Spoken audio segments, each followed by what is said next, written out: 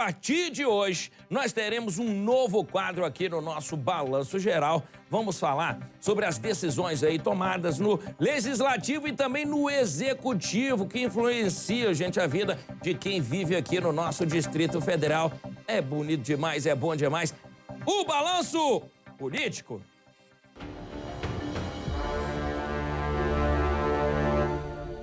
Cara, e olha só, já na estreia, quem conversa com Yuri Ascar é a nossa vice-governadora, governadora em exercício, inclusive, do nosso Distrito Federal, Celina Leão. Yuri Ascar, meu querido, muito boa tarde para vocês. Boa tarde, Fred. Boa tarde a todos que acompanham o Balanço Geral. Sempre um prazer falar de política aqui no Balanço Geral. E agora, com esse quadro Balanço Político, a gente tendo a oportunidade aqui no Balanço de trazer os principais nomes da política aqui do Distrito Federal para conversar com a gente. É um prazer receber na estreia a governadora em exercício, Celina Leão. Muito obrigado pela presença da senhora aqui com a gente. Obrigada, Yuri. Prazer, Fred, estar aqui com vocês também nessa tarde, inaugurando um quadro tão importante como esse, né, que fala de política.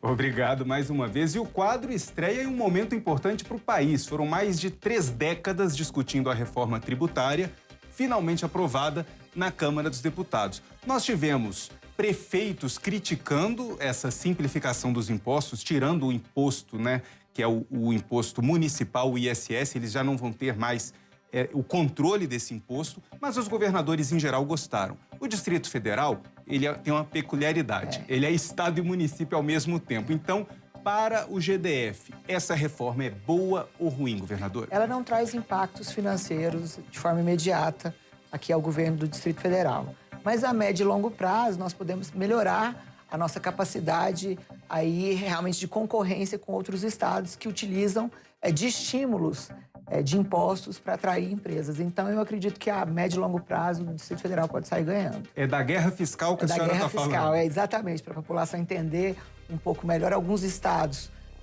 isentam totalmente de impostos e as sedes ficam em alguns estados e, geralmente, o consumidor final, o destino final, não tem nenhum benefício. Então, eu acredito que isso pode melhorar muito aqui no Distrito Federal. Um exemplo, algumas empresas que trabalham, que vendem para o Distrito Federal, acabam se instalando em Goiás. Exatamente. A senhora acha que isso pode acabar, então, no médio prazo? Eu acredito que sim. Acredito que, claro que alguns estados terão perdas, mas nós estamos falando de uma reforma que vai mudar a economia, que pode melhorar a economia. Essa já é uma manifestação do próprio mercado financeiro.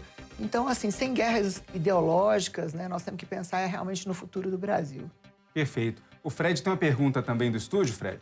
Governadora, primeiro, muito boa tarde. Muito obrigado por estar aqui com a gente, tá? No nosso estúdio, ao vivo, estreando esse quadro aí que eu tenho certeza que é muito importante para a população do nosso Distrito Federal. Governadora, minha querida, alguns parlamentares da oposição ao governador aqui do DF reclamam da falta de engajamento do Ibanez Rocha na defesa aí do fundo constitucional aqui no Distrito Federal. Qual é a avaliação da senhora nesse caso? Olha, isso não é verdadeiro. O nosso governador Ibanez fez várias reuniões. A política ela não acontece no momento onde o governador vai somente na Câmara. Ela acontece em almoço, café da manhã, jantares. Então, o governador Ibanez se empenhou pessoalmente no Senado, teve com o relator do Senado, o senador Omar Aziz, fez várias reuniões, né?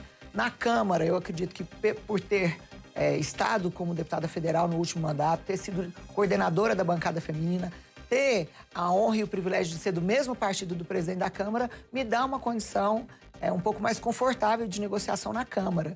Então, eu acho que é uma unidade, né, e uma união de forças entre o governador Ibanez como governador e o nosso trabalho também como vice-governador. E a senhora, inclusive, passou essa semana dentro da Câmara, né? Estava lá conversando com os parlamentares. Acaba que o arcabouço fiscal, o projeto que muda as regras fiscais do governo em substituição ao teto de gastos, e que é nesse projeto que a gente corre o risco de uma mudança de cálculo do Fundo Constitucional, ele não deve ser votado, né? Há uma expectativa e talvez o presidente Arthur Lira, o presidente da Câmara, disse que talvez na semana que vem se vote, mas ele mesmo não vai estar presente na casa. A casa fez um grande esforço para votar a reforma tributária e muitos parlamentares já falam em deixar essa discussão das regras fiscais e do Fundo Constitucional do DF para o segundo semestre, a volta do recesso branco. A senhora acha que isso vai ser bom ou ruim, essa discussão ficar para o próximo semestre? Eu acho que não altera, até porque os líderes da Câmara, o que eu aprendi sempre no parlamento é que sua palavra tem que ter valor. Então, hoje eu já tive a oportunidade de falar com todos os líderes de todos os partidos, dos blocos partidários. Nós temos já o apoiamento de todos os líderes, do presidente da Câmara, a sensibilidade do próprio relator Cajado, que esteve conosco também essa semana conversando e não vai fazer um cavalo de batalha sobre isso. Então, eu acredito que a manutenção aí dessa retirada do Fundo Constitucional do texto acontecerá aí com toda tranquilidade, agora ou em agosto. Agora, nem todos os parlamentares aqui do Distrito Federal com quem eu conversei estão tão otimistas. Eles veem que tem um risco ainda, né? O próprio Cláudio Cajado, o relator, ainda não se declarou favorável. Ele só deixou de criticar, digamos assim. E a senhora também é do partido do relator, do Progressistas. A senhora é governadora em exercício nesse momento. No último ano do mandato do governador Ibanez Rocha, pode assumir, por ser a vice, naturalmente fica no cargo, caso o governador se candidate a outro cargo, né? E aí a senhora no cargo só pode se candidatar a uma reeleição como governadora. O Arthur Lira está lembrando disso, o Cajado está lembrando disso. É importante que o Partido Progressistas apoie a senhora nessa batalha? Olha, isso foi, inclusive, uma determinação do nosso presidente nacional, Ciro Nogueira.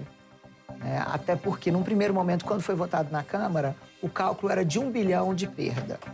E o próprio presidente Arthur falou que se esse cálculo fosse comprovado ser um outro valor, ele voltaria atrás e pediria, inclusive, o apoio dos líderes. E a própria CMO do Senado chegou num cálculo de 17 bilhões de reais.